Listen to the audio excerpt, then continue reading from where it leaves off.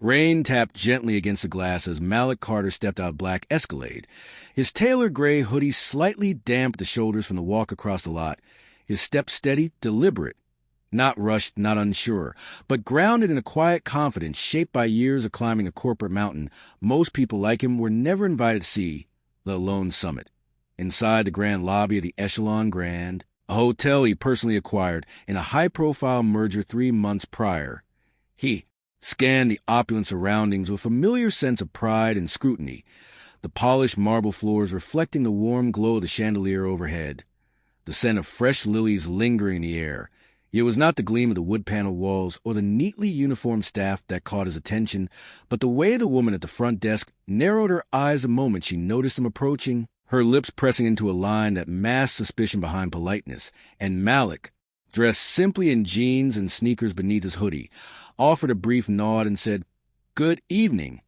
I've got a booking under Carter," his voice even, clear and professional, but the receptionist, Rebecca, according to her name tag, barely glanced at the system before tilting her head slightly, her posture stiffening, and replied, "I'm sorry, sir, but I don't see a reservation here, and unfortunately, we are fully booked tonight." Her tone curt but rehearsed, her eyes not meeting his as she tapped mindlessly on the keyboard. Malik blinked once, feeling the familiar twist of something colder than annoyance, something closer to disappointment, but deeper, older, ancestral. As he reached into his back pocket and retrieved his phone, pulling up the email confirmation. "It's right here. Confirmation code 4K3L9, one of the penthouse suites," he said, holding it out, but Rebecca didn't take the phone, didn't lean in to look, instead folding her arms and offering a patronizing smile that barely concealed her discomfort. "Sir, I think you may have been scammed. We had some fake booking sites lately," she added, just as another guest, a white man in a polo shirt and khakis, walked past the line, greeted warmly by the second receptionist, and handed a key without pause. Malik's jaw tensed slightly, his grip on the phone firm, but he refused to raise his voice, refused to become what she clearly expected him to be, instead calmly saying, "Could you please get your manager? I believe there's been a mistake." And that request, simple as it was, seemed to ignite something in Rebecca, who scoffed under her breath, turned on her heel and muttered, "Of course," before disappearing through a side door without another word, leaving Malik standing there, the weight of eyes crawling over his back, whispers swirling in hushed tones. And as he stood there, wet, unacknowledged, humiliated, his thoughts drifted to the years he'd poured into building Carter Capital, the sleepless nights, the boardroom battles, the moments when he was the only black face in the room and had to prove again and again that he belonged. And now, here he was being treated like a scammer in the lobby of property he owned, not with entitlement, but with earned dignity. And yet, it seemed none of that mattered to people like her. Just then, the manager appeared, Jason Lee, a young assistant GM Malik recognized vaguely from onboarding reports, and his expression shifted the instant their eyes met, panic crawling into a smile as he hurried over, saying, "Mr. Carter? I'm so sorry. I didn't realize you were coming in tonight. We hadn't been informed.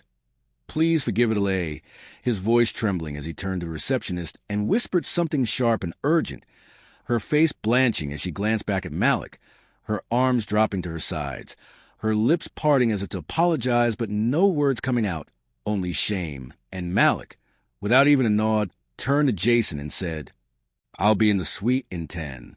Please arrange a staff meeting first thing tomorrow," his tone ice cold now, the warmth gone, replaced with precision of a man who has had enough. And as he walked away toward the private elevator, Jason rushing beside him, the air in the lobby shifted, from judgment to silence, from assumption to awe, and Malik didn't look back, not because he wasn't hurt, but because he'd learned long ago that looking back wouldn't change a damn thing. The night was heavy with thought as Malik Carter sat, alone on the leather couch of the penthouse suite, a room he designed himself with floor-to-ceiling windows overlooking the city skyline, modern art on the walls, and a whiskey cart in the corner untouched. Every detail representing years of work, vision, and triumph, and yet all it took was a glance from a receptionist to make it all feel invisible.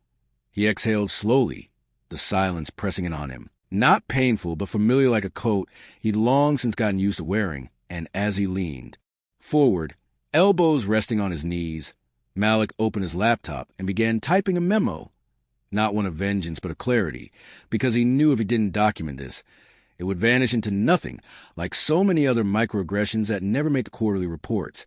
And his fingers moved swiftly, recounting every word spoken, the tone, the posture, the subtle power plays, the glances exchanged between employees and guests. And when he finished, he saved the file under internal guest. Relations review, immediate action, then sat back and let the anger simmer beneath the surface. Not volcanic, not loud, but searing and controlled. And just as he was about to close the lid, his phone buzzed with a message from his executive assistant, Naomi. Heard you checked into Echelon tonight. Everything good? And for a second, Malik debated whether to lie, to protect his team from his rage, but then he replied, No, racism at check-in. I'll handle it.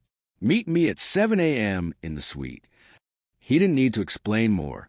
Naomi was sharp, loyal, and had weathered the same storms as him as a black woman in finance. She would understand. The next morning came fast, gray light filtering through the curtains as Naomi arrived in a tailored pantsuit, tablet in hand, her expression unreadable until she stepped inside and said, I'm sorry that happened. What's the move? Malik stood by the window, his silhouette cast in contrast against the skyline, and without turning he said, I want a cultural audit. Full guest services report. I want names, trends, treatment patterns. Then I want staff training with real metrics, not just diversity theater. And that woman, Rebecca, I want to know her history. Performance reviews. Complaints. I'm not going to scream. I'm not going to file some public lawsuit. But I will never, ever be invisible in my own building again. Naomi nodded once and got to work immediately, already drafting an internal announcement on company letterhead. And before long, Jason, the young manager from the lobby, arrived at the door, his face pale, his hands nervous as he fumbled with a notepad and said, Mr. Carter, I just want to apologize again. Rebecca, she didn't know. I've spoken to her. She's shaken up. I think she feels terrible. Malik finally turned, his gaze calm but sharp, the same way he looked at board members who underestimated him. And he said, Jason, I'm not interested in whether she feels bad. I'm interested in why she saw a black man in casual clothes and assumed I didn't belong. You know how many CEOs dress down when they travel? You think she would have treated a white man in joggers like that? This isn't about her emotions. This is about her bias. And if she carries it into every guest interaction, she's not just a liability. She's a mirror reflecting what we allow. Jason swallowed hard, nodding slowly, and added, I understand. I'll cooperate fully with whatever you need. And Malik nodded, dismissing him with a wave, already feeling the weight of 100 other stories, some he'd heard, others he'd lived, pressing into his back as he remembered how many times he'd been mistaken for a driver, a janitor, a trespasser in places he paid for. When the staff meeting began at 9 a.m. sharp, Malik walked in not as a figurehead, but as a force, dressed now in a sleek charcoal suit, tie crisp, eyes steady as nearly 24. Employees sat before him, fidgeting, watching, wondering what was about to unfold, and without preamble he began, Most of you don't know me. I'm Malik Carter, CEO of Carter Capital. I own this hotel. Last night, I walked into this lobby with a confirmed reservation and was denied a room, not because of a system glitch, not because of an overbooking, but because someone looked at me and didn't believe I belonged. And that moment, though subtle, tells me everything I need to know about our culture here. He paused, letting the silence stretch. His eyes darted nervously, some brows furrowed in guilt, others in fear, and then he continued, This isn't about punishing one person. This is about accountability. If one of you can make a guest feel small because they don't fit your idea of wealth, you're failing this brand. And if you think that's acceptable, you won't be working here much longer. Whispers stirred, eyes widened. Someone coughed. But Malik wasn't done. We're initiating mandatory retraining with real consequences. We'll be reviewing footage, guest feedback, and employee conduct logs. If that makes you uncomfortable, ask yourself why. Naomi stepped forward to hand out folders, data packets, company values, survey links, and as she moved through the room, Malik's voice lowered but grew heavier, more personal. You see a man in a hoodie and forget he owns the building. You see a black face and assume subservience or scam. That bias isn't just ugly, it's expensive. Because if I feel that here, so do our guests. And if our guests feel unwelcome, this brand bleeds. The meeting ended with a slow silence. No applause, no forced positivity. Just the gravity of reckoning settling in the air, and Malik left the room knowing someone survived the culture shift. And that was fine. He wasn't building a house on rot. That night, back in the suite, as he finally allowed himself a glass of whiskey, the bottle catching light from the window, Malik smiled slightly, not because the problem was solved, but because he had started something that wouldn't be ignored this time, not by staff, not by shareholders, and most importantly, not by himself. Rebecca Lane sat in the dim staff break room, her untouched coffee growing cold in her hand as her eyes stared blankly at the floor, the events of the past 24 hours replaying her mind like a looped nightmare she couldn't wake from. The cold flash of realization when Jason whispered, "That's the owner." The fire spreading through her chest when she saw the look on Malik Carter's face. Not rage, not arrogance, but something worse. Complete and quiet disappointment, like a teacher who expected better from you and now simply didn't care. And then the meeting this morning, where he stood in front of him like a storm, wrapped in a suit, not yelling, not threatening, just speaking facts with such calm force that it made her skin crawl, not because he was wrong, but because he was right in ways she didn't want to admit. She hadn't even looked at his ID or the booking confirmation, hadn't asked a single validating question, because something in her gut, trained over years of subconscious programming, told her he didn't belong, and now the shame of that instinct sat like a rock in her stomach, unmovable, undeniable. She thought of the time she'd gush about her progressive values to friends, of the BLM posts she shared on Instagram in 2020, the anti-discrimination training she passed with flying colors, and yet, when faced with a real-world moment, she defaulted to the same prejudice reflex that the training claimed to fix. The door creaked open and Jason entered slowly, clipboard in hand, his expression unreadable as he said, "Rebecca, Mr. Carter has requested individual debriefs with several staff members, including you. I scheduled yours for noon. He wants it face-to-face." Her breath caught slightly, her fingers tightening around the mug, and for a moment she wanted to run, to feign illness, to find some excuse to delay the inevitable, but then she nodded, stood, and quietly said, "Okay." Noon arrived too quickly. The suite door opened with a quiet click and Malik sat inside at the dining table near the window, not as imposing now, just composed, a pen in his hand and a notepad before him. As if she were a business proposal under review, Rebecca entered slowly, clutching her ID badge in both hands, her voice trembling slightly as she began, "Mr. Carter, I want to apologize sincerely. What I did was wrong. I made an assumption that I—" But he held up a hand gently, not to silence her out of disrespect, but to guide the conversation, and said, "Rebecca, I've read your file. You worked here 3 years. Above average reviews. No prior incidents. So tell me honestly, why did you treat me the way you did?" She swallowed hard, her throat dry, eyes flicking to his for just a second before dropping again. "Because I didn't expect someone who looked like you to be staying in a penthouse. And I didn't think someone in a hoodie could be someone like you." She hated herself for saying it, for laying her ugliness bare, but Malik nodded slowly, writing nothing, just letting the silence do its work. "That honesty," he said finally, "is a start, but understanding what lives behind that instinct is the real work. Tell me, have you ever denied a white guest without checking ID? Ever assumed someone scammed the system without even glancing at their phone?" Rebecca's shoulders sagged as she whispered, "No, exactly," he said. "You weren't rude because you're evil. You were rude because you were raised here. And here teaches you to fear people who look like me, unless we're performing or dressed up or famous. That kind of thinking can't survive in this hotel anymore. You understand that?" Her eyes filled with tears, not out of fear for her job, but from the clarity of what she had participated in, how automatic and casual it had been. "Yes," she said softly, "I do." Malik leaned forward slightly, his tone gentler now. "I'm not firing you, but you're going to earn your place back. You're going to attend the full bias training, and then you'll speak at the next staff meeting about what you've learned, not as punishment, but because silence is how this stuff grows. You good with that?" The wave had hit her like a wave, but beneath the embarrassment was something cleaner, Hope. Yes, I'm more than good with it. Thank you for not giving up on me. Malik didn't smile, but his eyes softened slightly. Just don't make me regret it. She nodded and left quietly, a different woman than the one who had stood behind the counter the day before. Word of her meeting spread quickly, and by the end of the week, more staff came forward, sharing stories, some confessions, others observations they had never had the courage to raise, and slowly the culture of the hotel began to shift, not by PR statements, not by slogans, but through accountability, uncomfortable conversations, and the sheer presence of a man who refused to be minimized. By assumptions again. That weekend, Malik sat in a rooftop lounge, watching the sun set behind the skyline.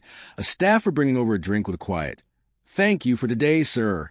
And Malik nodded, knowing the road ahead was still long, but at least now, it was no longer one he was walking alone.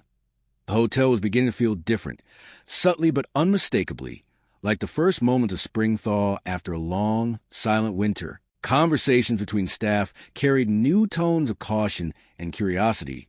Eyes that once flicked past guests now lingered with awareness, and Malik Carter, walking to the hallways with his tablet underarm and Naomi at his side, noticed it all. This wasn't just about Rebecca anymore. This was about legacy, and if he was going to keep investing his name and capital into properties like the Echelon Grand, then the culture inside those walls needed to reflect more than marble chandeliers and branded pens. It had to reflect respect, integrity, and humanity, especially for those who were too often seen as a help, the danger, or the exception. As Malik walked into the employee lounge that afternoon, surprise registered across the faces of the staff on break, a few rising halfway as if unsure whether they were supposed to stand. But he held up a hand, casual but commanding, and said, "Relax, I'm just here to talk," then sat at one of the tables like any other man, Naomi beside him, and began, "I want to hear your stories.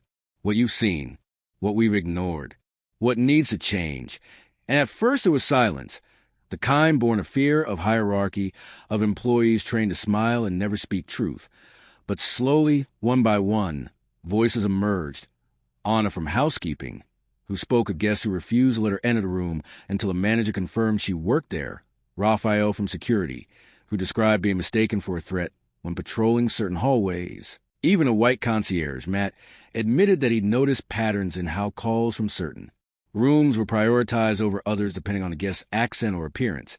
And as Malik listened, never interrupting, his pen moved steadily, his face unreadable but not cold. And when it was over, he said, "These things don't go away on their own. We either bury them or build something better with them. I'm choosing the second option, and I need you all to help me hold the line." Meanwhile, behind the polished surface of progress, a quieter storm was brewing in the executive offices, one that Naomi had caught wind of during a board call earlier that morning, when the senior regional director, Vincent Holbrook, had raised concerns in a condescending tone about disruptive leadership tactics and overcorrections that alienate long-term staff, code words that made her blood run hot, and she had immediately scheduled a closed-door strategy session with Malik, pacing as she reported, "Vincent's worried your changes are scaring off the old guard investors. He doesn't like the new culture. It's too black, too loud, too you." Malik leaned back in the chair, his expression tightening, but he didn't flinch. He had known this would happen.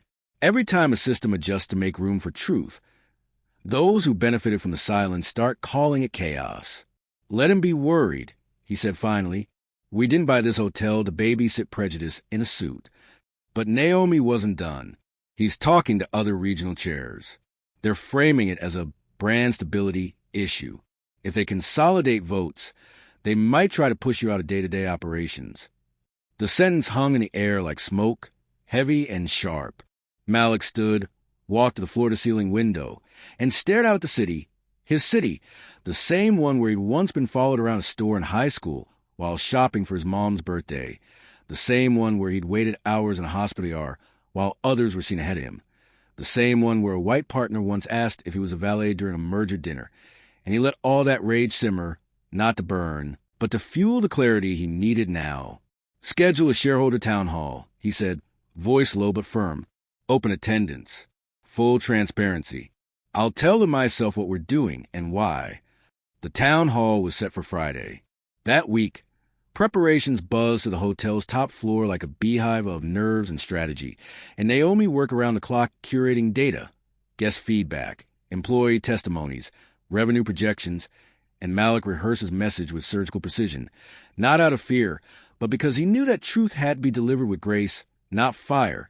It was going to take root in the sterile halls of corporate comfort. The evening of the meeting arrived, and the hotel ballroom was transformed into a sleek, modern auditorium, screens set up, chairs lined in clean rows, catered refreshments untouched as nearly 100 shareholders, department heads, and regional executives filled the room, some with polite curiosity, others with quiet hostility.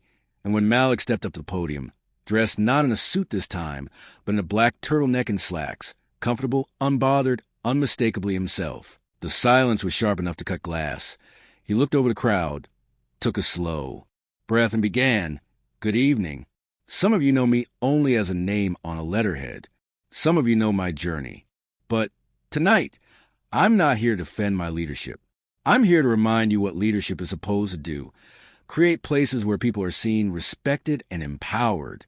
Last week, I was denied a room in my own hotel because I didn't fit someone's idea of who belongs. That moment was an anomaly. It was a symptom, and I refused to let our brand be another polished lie hiding the rot of passive discrimination." There were murmurs, shifting postures, crossed arms, but Malik continued, calm and unwavering.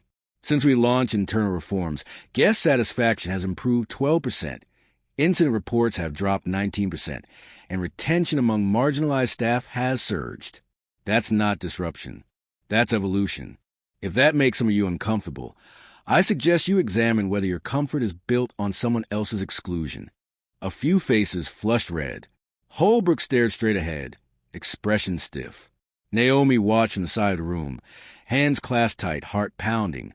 But when Malik ended with a quiet, "This is not a hotel anymore. It's a movement," the applause started slowly, then gained momentum, until even a few skeptical executives joined in, if only out of optics, and the room pulsed not with victory, but with undeniable momentum. Later that night, back in the penthouse, Malik sat on the edge of bed, exhausted but centered, and Naomi poured 2 glasses of wine, raising hers in a quiet toast. "To not shrinking," she said.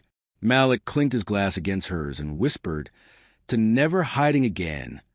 The storm had passed, but the air still held a charge of change, like the city itself was holding its breath, waiting to see if Malik Carter's revolution was real or just another flicker of outrage soon to be buried under hotel policies and quarterly goals. And as he stood once again in the lobby of the Echelon Grand 1 week after the town hall, this time not as a stranger in a hoodie, but in his signature charcoal coat, subtle gold watch, no tie, and eyes that held the weight of all he'd fought for. He wasn't just checking in. He was taking full possession of a space that had once humiliated him. Around him, the staff moved with a visible shift in energy, attended without fear, respectful without distance. And at the front desk, Rebecca Lane stood in her blazer, posture straight, but softer, not out of fear of being fired, but because she had finally understood the power she wielded every time someone walked up and asked for help. When their eyes met, it wasn't awkward, and it wasn't forced. She gave him a calm, professional smile and said, "Welcome back, Mr. Carter. Your suite is ready. If there's anything at all you need, I'm personally available." And for the first time, Malik saw not guilt in her expression, but quiet accountability. And he nodded once, a simple gesture that said, "We're good." As he stepped into the elevator with his key card, Naomi met him upstairs in the penthouse, tablet in hand as always, her heels clicking softly on the marble, and she spoke without preamble, just wrapped to follow up with the board. Investor confidence is up 7%. Guest diversity index is showing unprecedented engagement across demographics. The board is backing your reforms, officially. Malik raised an eyebrow. "Even Holbrook?" Naomi grinned, especially Holbrook, apparently seeing a $100,000 bump in monthly loyalty memberships change his heart.